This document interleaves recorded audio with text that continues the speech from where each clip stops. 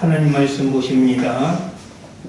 하나님 말씀은 창세기 2장 4절에서 9절까지 있는 말씀입니다. 공독에 올립니다. 이것이 천지가 창조될 때에 하늘과 땅이 내력이니 여호와 하나님이 땅과 하늘을 만드시던 날에 여호와 하나님이 땅에 비를 내리지 아니하셨고 땅을 갈 사람도 없었으므로 들에는 초목이 아직 없었고 밭에는 채소가 나지 아니하였으며 안개만 땅에서 올라와 온 지면을 적셨더라. 여호와 하나님이 땅의 흙으로 사람을 지으시고 생기를 그 코에 불어 넣으시니 사람이 생명이 되니라. 여호와 하나님이 동방의 에덴에 동산을 창설하시고 그 지으신 사람을 거기 두시니라. 여호와 하나님이 그 땅에서 보기에 아름답고 먹기에 좋은 나무가 나게 하시니 동산 가운데에는 생명나무와 선악을 알게 하는 나무도 있더라. 아멘. 오늘은 본문 말씀을 가지고 아주 특별한 나무라는 제목으로 은혜 받고자 합니다. 창세기 1장 29절에 보니까 하나님이 가라사대 내가 온 지면이 씨 맺는 모든 채소와 씨 가진 열매 맺는 모든 나무를 너에게 주노니 너희 식물이 되리라 이렇게 말씀하고 있습니다. 태초에 하나님께서는 우리 인간들에게 식물로 각 종류대로 셀 수 없는 많은 열매 맺는 나무를 주셨습니다. 그리고 그 외에 오늘 본문 말씀을 보니까 특별한 나무, 두 종류의 나무를 주셨는데 하나는 생명나무요 하나는 선악을 알게 하는 나무입니다. 그런데 말씀을 자세히 살펴보니까 이 두 나무에게는 공통점이 있습니다. 그 공통점이 무엇인가? 본문 9절에 보니까 여호와 하나님이 그 땅에서 보기에 아름답고 먹기에 좋은 나무가 나게 하시니 동산 가운데에는 생명나무와 선악을 알게 하는 나무도 있더라 이렇게 말씀하고 있습니다. 생명나무와 선악을 알게 하는 나무가 어디에 있었다고요? 동산 가운데에 있었다는 거예요. 다시 말씀드려서 동산 가운데에 있다라는 것은 항상 언제든지 볼 수 있고 손을 내밀면 취할 수 있는 그러한 나무였다라는 겁니다. 그리고 창세기 2장 17절에 보니까 선악을 알게 하는 나무의 실과는 먹지 말라. 네가 먹는 날에는 정령 죽으리라 하시니라 그랬어요. 그리고 창세기 3장 22절에 보니까 여호와 하나님이 가라사대 보라 이 사람이 선악을 아는 일에 우리 중 하나같이 되었으니 그가 그 손을 들어 생명나무 실과도 따먹고 영생할까 하노라 하시고 라고 되어 있습니다. 다시 말해서 공통점이 있는데 그것이 무엇이냐? 생명나무나 선악을 알게 하는 나무나 이 두 나무는 다 생명인 인간과 상관된 나무라는 겁니다. 다른 각종 나무들이 많이 있습니다. 에덴 동산에는. 그러나 그 모든 나무들은 육체와 상관된 나무입니다.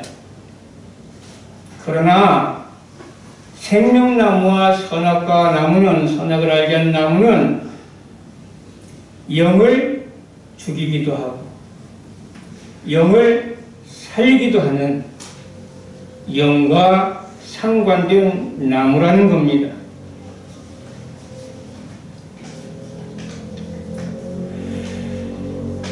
인간은 특별히 영적 존재로 창조되었습니다. 영적 존재인 인간을 향한 하나님의 특별한 사랑이 이 두 나무를 에덴 동산 중앙에 두게 하신 겁니다. 창세기 1장 27절에 보니까 하나님이 자기 형상, 곧 하나님의 형상대로 사람을 창조하시되 남자와 여자를 창조하시고 라고 말씀하고 있습니다.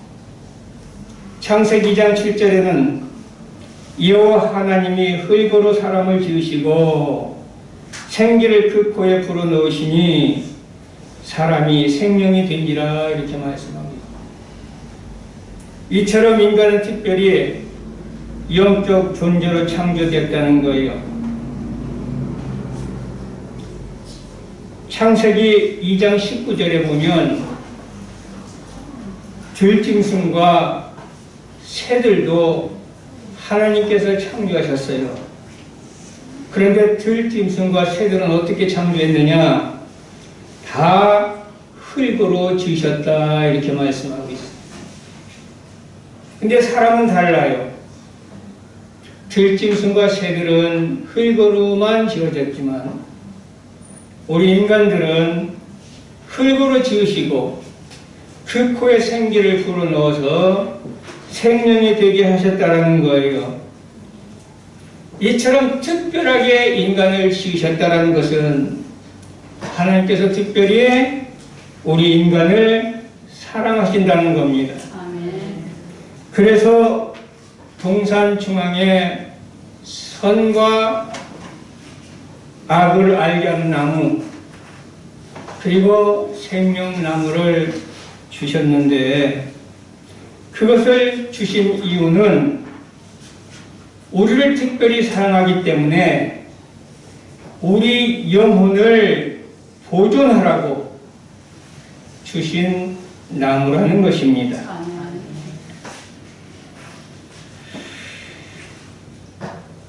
선악과에 대해서 오해하는 경우들이 왕왕 있습니다. 근데 분명한 것은 선악과도 인간을 향한 하나님의 사랑입니다. 왜 선악과를 주셨느냐? 인간을 죽이기 위해서 주신 것이 아니라 인간을 살리기 위해서 주신 것이라는 거예요. 자, 우리는 선악과라는 이 나무를 우리가 볼 때에 선악과를 먹었느냐 먹지 않았느냐라는 그러한 것에 초점을 맞추면 오해할 수 있습니다. 무슨 얘기냐면은 선악과를 안 먹으면 사는데 선악과를 먹어서 죽었거든요. 그럼 어떤 오해를 갖게 되냐면 하나님께서 왜 에덴 동산에 선악과를 만들어 놓으셔서 사람으로 하여금 먹게 했느냐라는 거예요. 이해가 안 되잖아요. 차라리 선악과를 만들어 놓지 않았으면 인간이 먹을 일도 없었을 거 아니겠습니까? 이처럼 먹었느냐 먹지 않았느냐라는 것에 초점을 맞추면 오해의 소지가 얼마든지 일어날 수 있다는 거예요. 그렇기 때문에 선악과 나무를 우리가 볼 때에 먹었느냐 먹지 않았느냐라는 그러한 것에 초점을 맞추지 마시고 순종했느냐 불순종했느냐 여기에 초점을 맞추시길 바랍니다. 그러면 이것이 하나님께서 인간을 사랑하시기 때문에 동산 중앙에 만들어 놓으신 나무임을 우리가 이해하게 됩니다.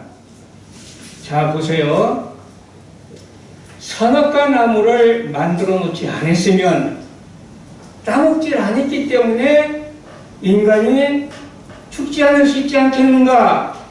이렇게 오해하는 분들을 위해서 조금 더 설명을 해드리겠습니다. 선악과 나무를 에덴 동산에 만들어 놓지 않았더라도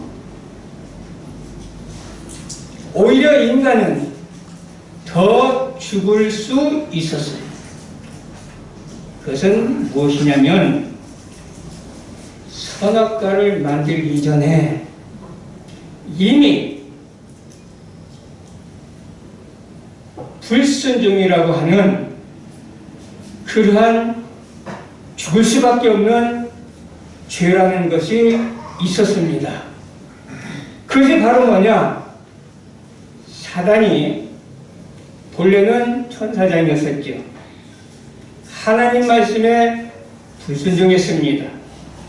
그래서 그가 저주를 받고 모든 것에 내가 쫓김을 받은 거예요. 불순종이라는 것은 선악과를 만들기 이전부터 이미 있었습니다. 그렇기 때문에 선악과 나무를 볼 때 먹었느냐 먹지 않았느냐라는 그런 것에 초점을 맞추지 마시고 순종했느냐 불순종했느냐 여기에 초점을 맞추시길 바랍니다. 근데 불순종하면 어떻게 되느냐?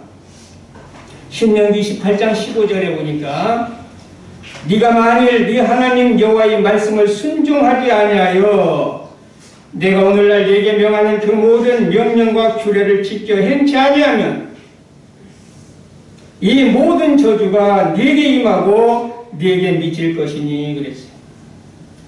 불순종하면 죽습니다. 자, 이 불순종이라는 것은 선악과가 있기 이전에 이미 있었습니다. 그 사단이 선악과 나무가 있든 없든 인간을 유혹해서 얼마든지 불순종하게 만들 수 있다는 거예요. 이해가 되십니까? 불순종하면 죽는다는 거예요, 인간은. 그래서 하나님께서는 불순종하면 사단이 저주받은 것처럼 인간이 저주받을 수밖에 없으니 인간을 사랑해서 동산 중앙에 선악과 나무를 만들어 놓으시고 그것을 볼 때마다 불순종하면 죽는 것을 알으라는 거예요. 이해가 되십니까? 성경에 보면은요, 히브리서에서 이런 말씀이 있어요. 이스라엘 백성들이 애굽에서 나와서 가나안으로 갈 때 광야라는 곳을 지나게 되는데 그 광야에서 하나님에게 원망하다가 망해버렸어요. 그것이 오늘날 교훈이 돼서 거울로 삼으라라고 우리들에게 말씀하고 있습니다. 그것처럼 하나님께서는 선악과 나무를 에덴 동산에 두셔서 인간을 하여금 그것을 보게 하면서 먹지 말아라, 먹으면 죽으리라. 이건 뭐예요? 내 말에 순종해야 살고 불순종하면 죽는다는 거예요. 왜? 이미 사단이 불순종해서 저주를 받았기 때문에 그 사단은 얼마든지 인간을 향해서 불순종할 수 있도록 유혹하기 때문에 선악과 나무를 볼 때마다 하나님 말씀에 절대적으로 순종해야 된다는 것을 명심하고 또 명심해서 네가 살으라는 거예요. 네가 살으라는 거예요. 그래서 선악과 나무를 동산 외진 데가 아니라 가장 잘 보이는 곳에 두신 거다 이 말씀입니다. 불순종의 근원이 누굽니까? 사단입니다. 그래서 에베소서 2장 2절에 보면 그때 너희가 그 가운데서 행하여 이 세상 풍속을 좇고 공중의 권세 잡은 자를 따랐으니 곧 지금 불순종의 아들들 가운데서 역사는 영이라. 이것을 돌려서 말한다면 공중 권세 잡은 자 곧 사단은 불순종의 아비다라는 거예요.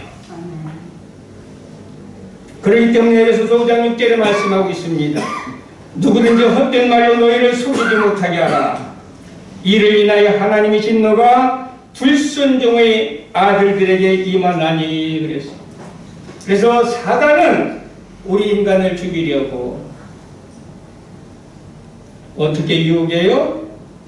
불순종하게 유혹한단 말이에요. 여기에 미혹당하지 말라. 이렇게 지금 말씀하고 있는 겁니다. 그렇기 때문에 하나님께서는 에덴 동산에 선악을 알게 하는 나무도 두셨고 그리고 생명나무도 두신 거예요. 이것은 인간을 향한 하나님의 사랑입니다. 그런데 선악과에 대해서는 그 열매를 먹지 마라. 먹으면 죽는다. 달리 말씀드린다면 내 말에 순종해야 산다. 내 말에 불순종하면 죽는다. 그래서 천사장이었던 그런 루시퍼도 이미 이전에 내 말을 거역했기 때문에 저주를 받았다. 그것을 너는 거울로 삼아서 그래서 이 선악과 나무를 동산 중앙에 두었으니 그걸 볼 때마다 하나님 말씀에 순종하지 않으면 죽는다고 하는 사실을 기억하고 순종해서 네 생명을 보존하라라는 거예요. 그러면서 동시에 그곳에 무슨 나무도 두셨어요? 생명나무도 두신 거예요. 여러분들 성경에 보면은 금기한 나무는 선악과밖에 없습니다. 그리고 그 은혜나무는 나무 열매는 얼마든지 먹으라고 했어요. 다시 말해서 영원히 살 수 있는 생명나무 과일을 먹지 말라고 금기하지 않았다는 거예요. 그것을 먹고 네가 영원히 살으라는 거예요. 그럼 우리 여러분들 동산 중앙에 특별한 나무가 있었는데 그 나무가 바로 어떤 나무예요? 생명나무와 선악을 알게 하는 나무. 이 나무는 하나님께서 특별히 우리를 사랑하셔서 우리에게 생명을 주시려고 우리들에게 베풀어 주신 은혜임을 우리는 기억하시길 바랍니다. 이처럼 지금도 우리 삶의 현장에서는 여전히 아주 특별한 두 그루의 나무가 존재하고 있습니다. 신명기 30장 19절에 보니 내가 오늘날 천지를 불러서 너희에게 증거를 삼노라. 내가 생명과 사망과 복과 저주를 네 앞에 두었으니 너와 네 자손이 살기 위하여 생명을 택하고 그랬습니다. 특별한 두 그루의 나무가 우리들의 삶의 현장에 지금도 여전히 존재하고 있는데 그 중에 첫째 나무는 어떤 나무예요? 첫 번째 나무는 생명의 나무. 또 하나의 나무는 어떤 나무예요? 사망의 나무가 있다는 거예요. 그런데 성경은 밝히 우리들에게 말씀하고 있습니다. 두 나무가 있는데 어떤 것을 택하라? 생명을 택하라는 거예요. 생명나무를 택하라는 거예요. 이 생명이 무엇입니까? 골로새서 3장 4절에 보니까 우리 생명이신 그리스도께서 이렇게 말씀하고 있어요. 생명은 예수 그리스도입니다. 그래서 우리 주님께서 요한복음 14장 6절에도 말씀하고 계시잖아요. 예수께서 가라사대 내가 곧 길이요 진리요 생명이니. 요한일서 1장 2절에 보니까 이 생명이 나타내신 바 된지라 라고 말씀하고 있습니다. 이 영원한 생명을 우리가 보았고 증거하여 너에게 전하노니 이는 아버지와 함께 계시다가 우리에게 나타내신 바 된 자니라. 바로 생명이 누구냐? 예수 그리스도가 생명이라는 거예요. 자, 생명나무가 지금 우리들의 삶의 현장에 지금 있다니까요. 삶의 현장에 있다는 것은 가장 가까운 곳에 있다는 거예요. 가장 접하기 쉬운 곳에 있다는 거예요. 왜 이런 곳에 두셨어요? 하나님이 사랑하시기 때문에. 살으라고. 그래서 보세요. 예수 그리스도는 특별한 나무처럼 계시록 3장 20절에 보니까 볼때다 내가 문 밖에 서서 두드리노니 누구든지 내 음성을 듣고 문을 열면 내가 그에게로 들어가 그로 더불어 먹고 그는 나로 더불어 먹으리라 그랬어요. 어디에 계시다고요? 문 밖에 서서 두드리노니. 에덴 동산 중앙에 생명나무가 있었듯이 가장 가까운 데 있어서 쉽게 접할 수 있고 만질 수 있고 볼 수 있는 곳에 있었던 것처럼 예수 그리스도도 저 멀리 손에 닿지 않는 곳에 계신 것이 아니라 바로 삶의 현장에 계시는데 저와 여러분들 앞에 지금 서 계시다는 거예요.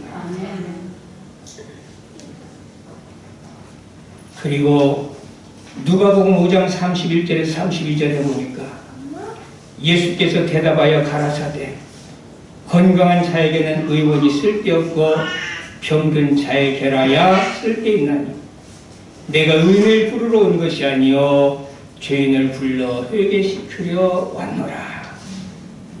우리 생명나무신 예수님은 죄악된 인간과 상관된 분이라는 겁니다. 마치 동산 중앙에 있는 생명나무와 선악을 알려는 나무가 생명인 인간과 상관된 나무였던 것처럼 생명의 나무인 예수님은 바로 죄악된 인간과 상관된 분이라는 거예요. 그렇기 때문에 사랑하는 성도 여러분들, 우리가 기놈같이 붉은 죄를 지었다 할지라도 예수 그리스도 앞에 나오시길 바랍니다. 그분이 그 모든 죄를 대속하시려고 이 땅에 오셔서 그 죄의 형벌을 십자가에서 직접 받아주셨습니다. 그러므로 주님은 말씀하십니다. 오라 우리가 변론하자.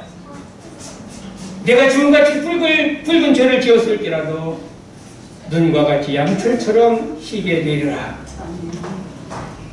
여러분들 주님은 지금도 양손을 벌리시고 저와 여러분들에게 생명 주시려고 부르고 계신다는 사실을 기억하시길 바라고요. 그 주님의 품에 안기시기를 바랍니다. 그리고 요한복음 3장 16절에 18절에 보니 하나님이 세상을 이처럼 사랑하사 독생자를 주셨으니 이는 저를 믿는 자마다 멸망치 않고 영생을 얻게 하려 하심이니라. 하나님이 그 아들을 세상에 보내신 것은 세상을 심판하려 하심이 아니요 저로 말미암아 세상의 구원을 받게 하려 하심이라.